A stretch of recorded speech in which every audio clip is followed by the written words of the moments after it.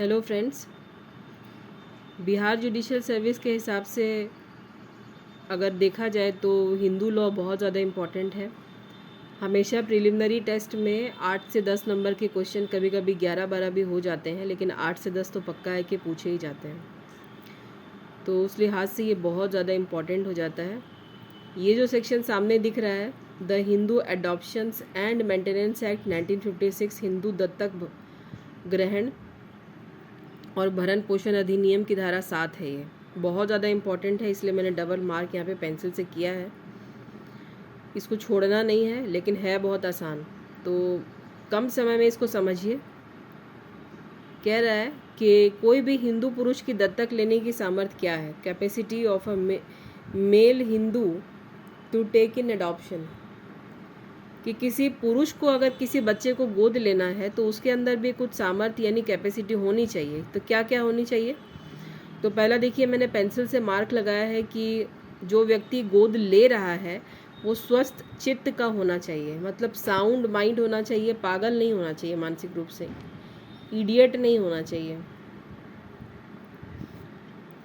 दूसरा, वयस्क होना चाहिए। अप्राप्त वय नहीं होना चाहिए, यानी माइनर नहीं होना चाहिए, मेजर होना चाहिए। अब अप्राप्त वयता की आयु क्या है, प्राप्त वयता की आयु, मेजॉरिटी माइनॉरिटी की एज क्या है, ये तो आप लोग को भली भांति पता है।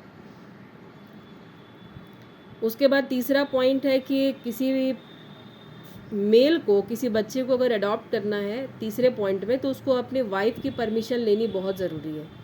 बिना अपनी पत्नी की सहमति के वो किसी बच्चे को गोद ले ही नहीं सकता है। लेकिन इसका कुछ अपवाद भी है जहाँ पर पत्नी से अनुमति लेने की ज़रूरत नहीं है।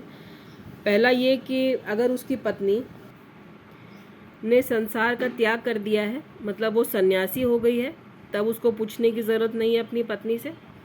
दूसरा कि उसकी पत्नी ने धर्म परिवर्तन कर लिया है और अब वो हिंदू नहीं रह गई है, तो जब वो हिंदू ही नहीं रही तो उस पर यह एक्ट एप्लीकेबल भी नहीं है, क्योंकि ये सिर्फ हिंदुओं के लिए है। तो उस पुरुष को गोद लेने से पहले अपनी पत्नी को पूछने की ज़रूरत नहीं, क्योंकि अब हिंदू नहीं है वो।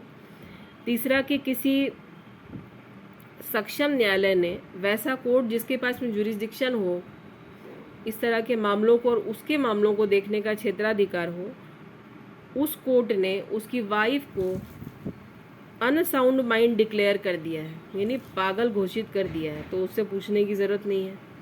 तो ये हो गया इसका अपवाद। अब इसका स्पष्टीकरण भी है, जो कि सबसे लास्ट में आपको दिखाई दे रहा है।